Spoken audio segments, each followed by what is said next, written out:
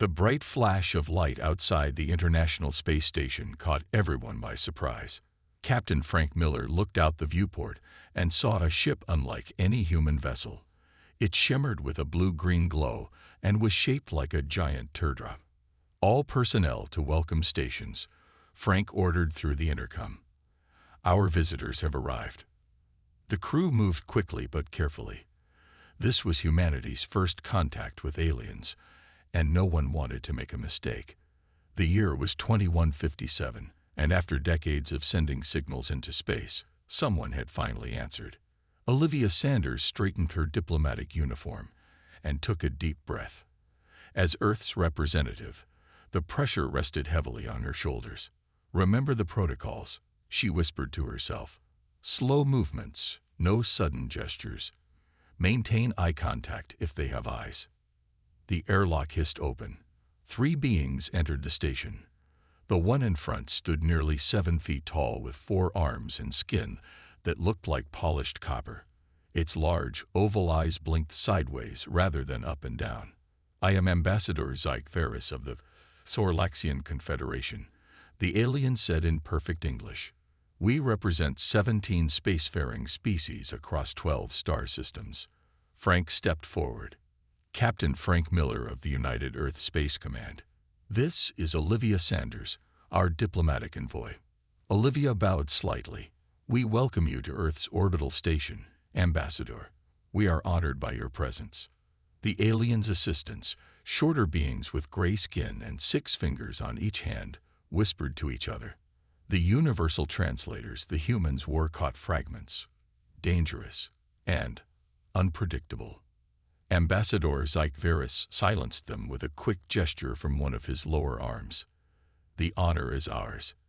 Your species has accomplished much in a short time." The humans led their guests to the conference room. Through the large window, Earth shone blue and green below them. The alien delegation seemed tense, their movements stiff and cautious. During the meeting, Frank noticed how the ambassador kept watching him and the other humans. Not with curiosity, but with something that looked like fear. "Your species has mastered nuclear power, achieved spaceflight, and developed advanced computing in less than 300 years, Zyke Ferris said. "Most species take twice that long. We've always been quick learners," Olivia replied with a smile. The ambassador leaned back. "Quick indeed. That concerns us." The room grew quiet. One of the alien assistants whispered something that sounded like savage potential to the other.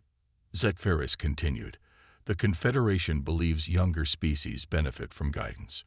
We offer Earth protection and knowledge in exchange for your integration into our collective." Olivia frowned. "Integration?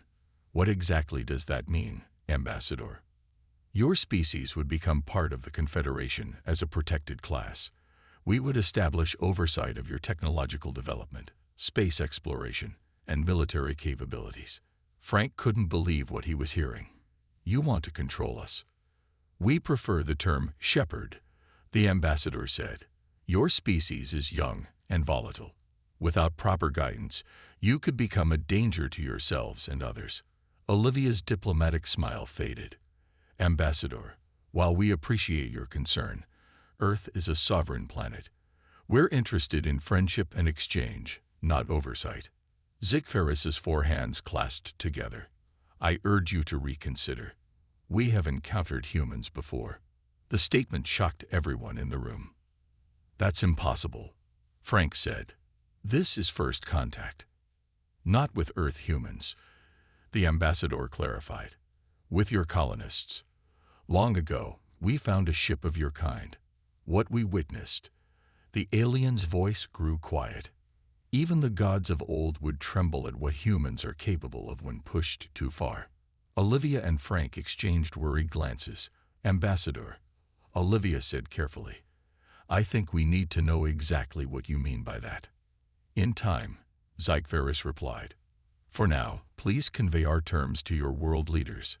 For your own safety, we request Earth's surrender within 7 days." 3 days after the Sorlaxian ship arrived, the United Nations held an emergency meeting. Leaders from every country gathered to discuss the aliens' demand for Earth's surrender. "This is outrageous," said the Russian president, pounding his fist on the table. "We will not bow to these creatures." "But what choice do we have?" asked another leader. "Their ships could destroy our cities in minutes." Olivia Sanders stood quietly at the back of the room. As Earth's main diplomat to the aliens, she had spent every waking hour with Ambassador Sci-Fi, trying to understand the Confederation's true intentions. Her phone buzzed. A message from the space station. "Ambassador requests private meeting. Only you." Olivia slipped out of the UN building and took a shuttle to the space station. Captain Frank Miller met her at the dock. "I don't like this," Frank said. "The ambassador won't tell me what this is about." "It's fine," Olivia assured him. "Maybe alone he'll be more open." Frank frowned. "Be careful. I don't trust him." Ambassador Sci-Fi waited in a small room with no windows. His 4 arms were folded across his chest. "Thank you for coming, Miss Sanders," the alien said. "What I must share cannot be heard by many." Olivia sat across from him. "I'm listening." The ambassador's copper skin seemed dull in the artificial light. 300 Earth years ago, a Xorlaxian scout ship found a human vessel drifting in deep space. "That's impossible," Olivia said. "We didn't have ships capable of." "It was primitive by our standards," Sci-Fi continued, "but it was definitely human. We believe it was an early colony ship that somehow traveled farther than intended." The ambassador pulled out a small device and placed it on the table. A hologram appeared showing an old Earth ship. The name Endeavor was barely visible on its side. "The Endeavor," Olivia whispered. "It disappeared in 2056. Over 100 colonists were lost." "Not lost," the ambassador corrected. "Found by the wrong people." The hologram changed to show another alien ship, sharp and predatory looking. "The Draxians," Sci-Fi explained. "An elder species. They found your colony ship first and saw the humans as interesting test subjects." Olivia felt sick. Test subjects. Yes, the Draxians were known for their scientific curiosity. "They took your people to study." The hologram shifted again, showing blurry images of what looked like a laboratory. Olivia could make out human shapes strapped to tables. "What happened to them?" she asked, her voice barely above a whisper. "Something unprecedented," Sci-Fi said. His voice trembled slightly. "Your people changed. They didn't die. They didn't surrender. They adapted." The next image showed what appeared to be humans, but different. Their bodies were altered, with metal parts and strange attachments. "They took the Draxians' own technology and turned it against them," the ambassador continued. "They became something new, something savage. Within weeks, they had killed all the Draxians on the research station." "They defended themselves," Olivia argued. "You don't understand," Sci-Fi insisted. "The Draxians were one of the oldest species in the galaxy. They considered themselves gods. No younger race had ever defeated them before." The final image showed a massive ship, a hybrid of human and alien design. "Your people escaped in this vessel they built. Before our ships could contain them, they vanished into deep space. We've been searching for them ever since, fearing what they might become." Olivia stared at the hologram. "And this is why you want Earth to surrender." "Because some humans fought back against torture. Because we saw what happens when humans go savage," Sci-Fi said quietly. "Your potential terrifies us. If these modified humans ever reconnect with Earth," he shuddered, "not even the gods could save us." Olivia stood up. "Our answer is still no. We won't surrender." The ambassador's eyes narrowed. "Then I fear what comes next will be unpleasant." The emergency meeting room at the Pentagon was filled with military leaders. Maps and holographic displays showed the positions of the 17 Confederation ships now orbiting Earth. General Howard Pierce paced back and forth. "We need to prepare for war. These aliens aren't here for friendship. Going to war with a spacefaring coalition of 17 species seems unwise. Olivia Sanders argued. We need more time to explore other options. Frank Miller nodded in agreement. Their technology is far beyond ours. A direct conflict would cost millions of lives. The door opened, and a woman with wild red hair and glasses burst in. She carried a tablet and looked out of breath. Sorry I'm late, she said, but you all need to see this. Dr. Alice Bennett, General Pierce introduced her to the others. Our lead scientist on alien technology. Alice placed her tablet on the table. It projected a star map above them. 2 days ago, our deep space monitoring station picked up a signal. It matches the frequency described in the ambassador's report about the lost colony ship.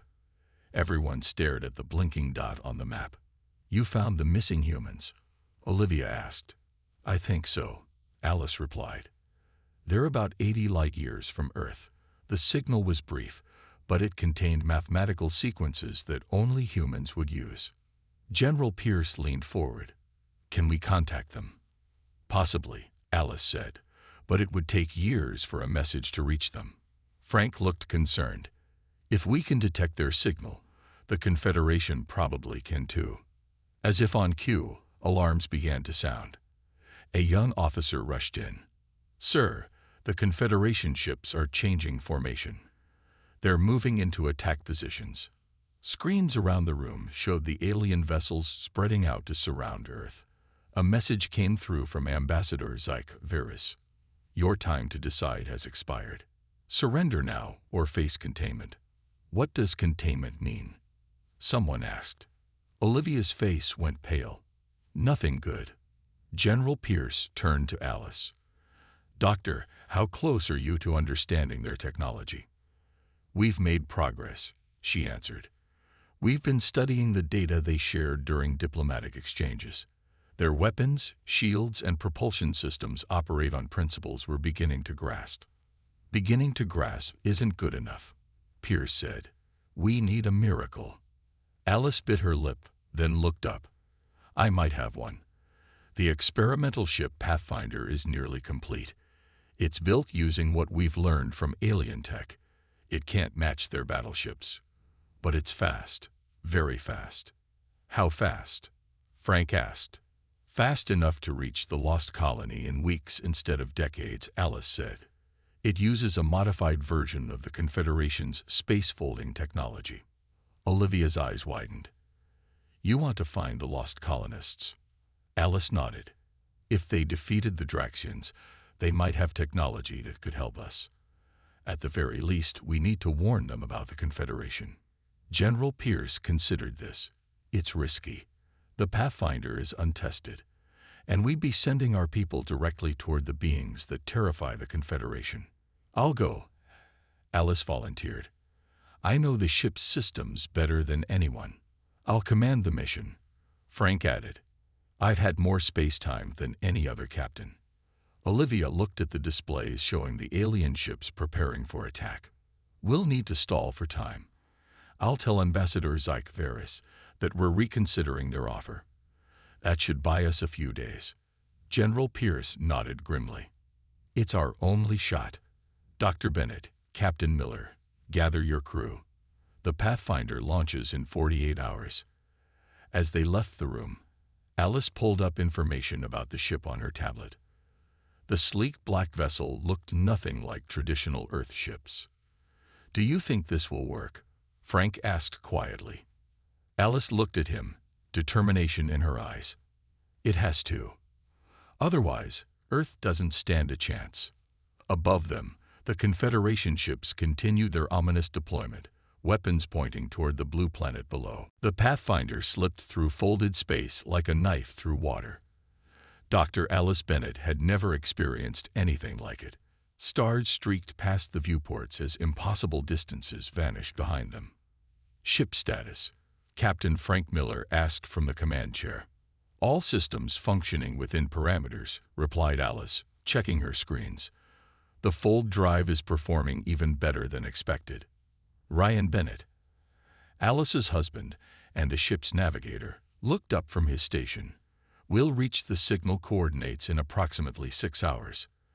The small crew of the Pathfinder included just 5 people: Frank, Alice, Ryan, Security Chief Keith Davidson, and Communications Specialist Lisa Park. They were humanity's best hope, traveling in an experimental ship toward an unknown colony of possibly modified humans. Any sign of pursuit? Frank asked. Keith shook his head. Nothing on sensors. I think we managed to slip away undetected. Lisa looked worried. Or they let us go. Maybe they want us to lead them to the colony. The thought made everyone uneasy. They continued in silence until Ryan announced, approaching destination. Preparing to exit fold space. The ship shuddered, and the starry blur outside the windows resolved into normal space. Before them hung a yellow star similar to Earth's sun. Scanning the system, Alice said. 8 planets. The third one shows signs of artificial structures. Frank nodded. Take us in, but slowly. We don't know if they'll see us as friends. As they approached the third planet, they saw it was mostly ocean with scattered islands and one large continent. The planet's surface gleamed with metallic structures that looked nothing like Earth cities. Suddenly, their communication system activated on its own. A woman's face appeared on the main screen. She had gray hair and dark skin, marked with faint metallic lines that seemed to pulse with light. Approaching vessel, identify yourself, she demanded. You are entering reclaimed space. Frank stepped forward. This is Captain Frank Miller of the Earth ship Pathfinder. We come in peace, seeking contact with human colonists from the lost ship Endeavor. The woman's eyes widened. Earth. After all this time. She studied them carefully. How did you find us? We detected your signal, Alice explained. And we need your help. Earth is in danger. The woman considered this, then nodded. I am Elder Patricia Wright, leader of the Reclaimed. You have permission to land at these coordinates. Hours later, the Pathfinder crew stood inside a massive domed structure. The architecture was unlike anything they had seen, a blend of organic shapes and metallic elements that seemed to grow from the ground itself.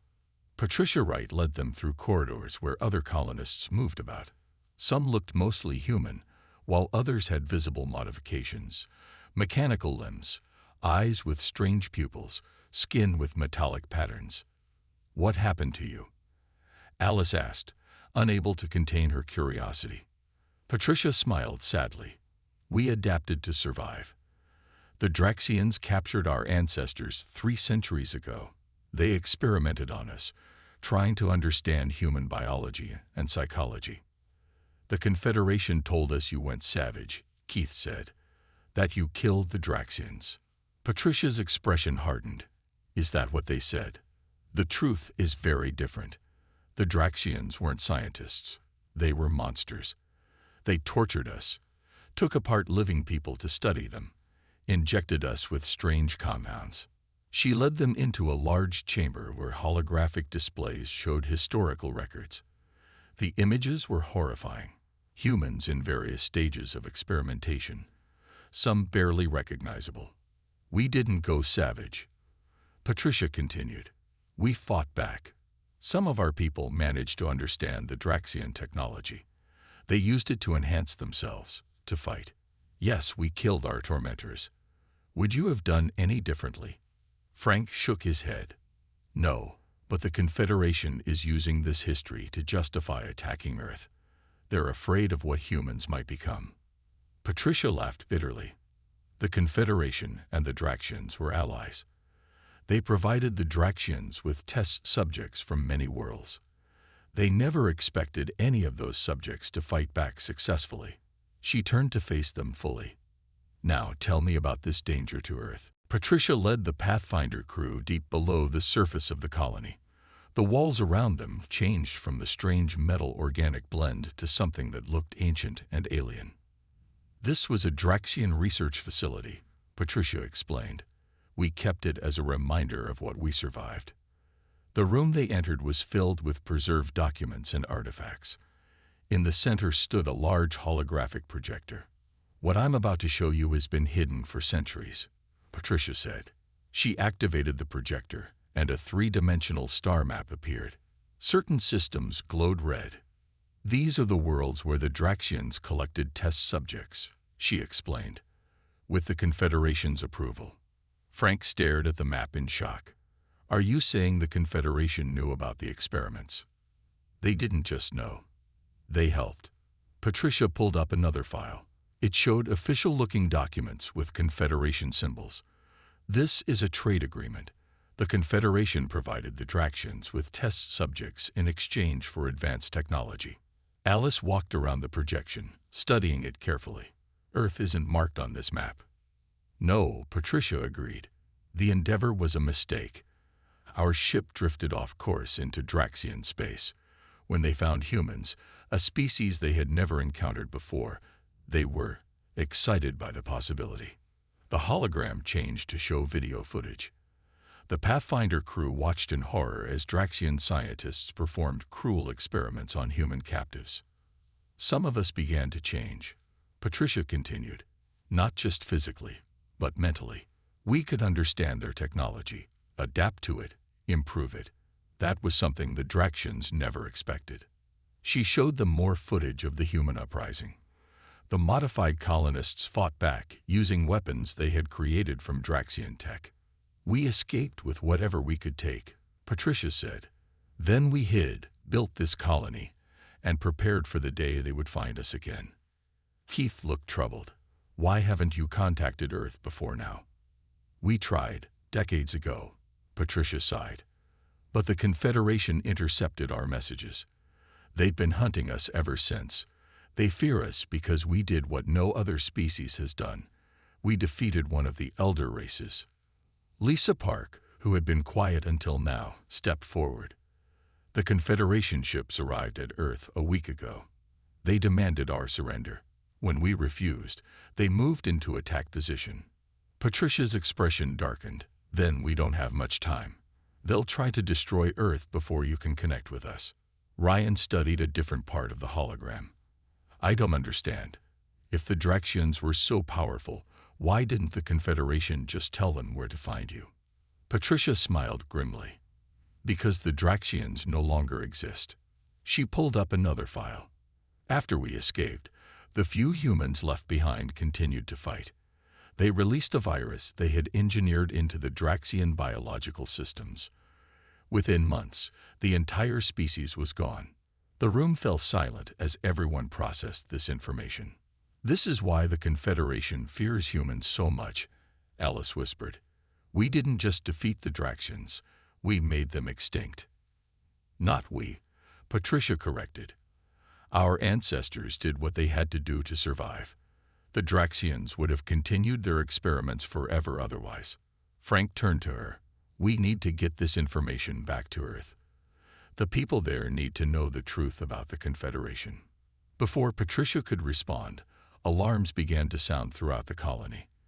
A young man with metallic implants along his jawline rushed into the room. "Elder Wright," he shouted. "Confederation ships have entered the system. At least 5 warships." Patricia's eyes narrowed. "They must have followed your ship." "We have to warn Earth," Frank insisted. "And we will," Patricia said firmly. "But first, we need to survive." She pressed a button on her wrist, and the entire colony seemed to come alive around them. Lights flashed, and mechanical sounds echoed through the halls. "What's happening?" Alice asked. "We're activating our defenses," Patricia answered. "The Confederation is about to learn that humans are even more dangerous when cornered." Back on Earth, Olivia Sanders watched in horror as the first Confederation weapons hit major cities. Massive energy beams cut through buildings like they were made of paper. Millions of people were running for safety, but there was nowhere to hide from attacks that came from space. "We need to launch everything we have," General Pierce ordered from the underground command center. "Every missile, every experimental weapon." "It won't be enough," Olivia said. "Their shields are too strong." The room shook as something exploded nearby. Dust fell from the ceiling. "We received a partial transmission from the Pathfinder before we lost contact," a young officer reported. "They found the lost colony and confirmed the Confederation has been lying. The Draxians and Confederation were working together. General Pierce looked grim. Can we broadcast this information? To who? Olivia asked. Earth is under attack. No one will hear us. Not to our people, Pierce clarified. To the Confederation ships themselves, to their crews. Olivia understood immediately. You want to tell the truth to all 17 species at once. Exactly. Pierce nodded. Maybe not all of them know what their leaders did. Maybe some will question their orders. They worked quickly, gathering the information from the Pathfinder and preparing a broadcast message. Meanwhile, Earth's defenses were failing. The experimental weapons they had developed based on alien technology managed to damage 2 smaller Confederation ships, but the larger vessels continued their assault undeterred. Finally, the broadcast was ready. Olivia sat before a camera, her face dirty and a cut on her forehead from falling debris. People of the Confederation, she began. I am Olivia Sanders of Earth. You've been told we are dangerous, that we must be controlled. The truth is your leaders fear us because of what happened 300 years ago. She explained everything they had learned from the Pathfinder crew, about the Draxians' experiments, the Confederation's complicity, and how the humans had fought back to survive. We didn't go savage, she said firmly. We defended ourselves against torture and genocide. Ask yourselves, would your species do any differently? Your leaders have hidden this truth from you. They fear that if humans and your peoples ever truly connected, their control would end. The broadcast went out on all frequencies, directly to every Confederation ship. For several long minutes, nothing changed. The attacks continued. Then, one by one, several smaller ships stopped firing. Communication channels erupted with confused messages in alien languages. It's working, Pierce said. Some of them are questioning their orders. On the colony world, the Pathfinder crew watched as the Confederation fleet split its attention between Earth and the reclaimed colony. 3 warships focused their weapons on the colony's defensive shields, which glowed bright blue under the assault. The shields won't hold forever, Patricia said. We need to evacuate our people. Frank looked at the battle displays. Where would you go? We have ships, Patricia replied. Faster and more powerful than anything the Confederation has. We've been preparing for this day for generations. Alice studied the schematics of the colony's defenses. These are incredible. The way you've combined human innovation with alien technology. That's what they fear most about us. Patricia said with a hint of pride. Humans adapt. We take ideas and make them better. A massive explosion rocked the colony as one of the shield generators failed. Patricia made a decision. Launch all ships, she ordered. Set course for Earth. It's time our people were reunited. Across the colony, hangars opened to reveal a fleet of sleek vessels, each one a masterpiece of hybrid technology. They rose into the air, their engines glowing with strange energy. The Pathfinder crew watched in awe as hundreds of ships took flight, forming a protective formation around a massive flagship. Come, Patricia said to them. Your place is on the command ship. When we reach Earth, your people will need familiar faces to explain who we are. As they boarded the flagship, Frank asked, Can your ships really stand against the Confederation fleet? Patricia smiled. The Confederation has been afraid of us for 300 years. They're about to find out their fears were justified. The skies above Earth turned bright with explosions as the reclaimed fleet arrived. Their ships moved with impossible speed, dancing between the larger Confederation vessels. Where Earth's weapons had barely scratched the alien shields, the reclaimed weapons cut through them like they weren't even there. In the underground command center, the screens showed the sudden change in the battle. Who are they? General Pierce asked, staring at the new ships. Our family, Olivia answered, recognizing the designs from the Pathfinder's transmission. The lost colonists have come home. The reclaimed flagship established communication with Earth. Frank Miller's face appeared on the main screen. This is Captain Miller of the Pathfinder, he said. The reclaimed are here to help.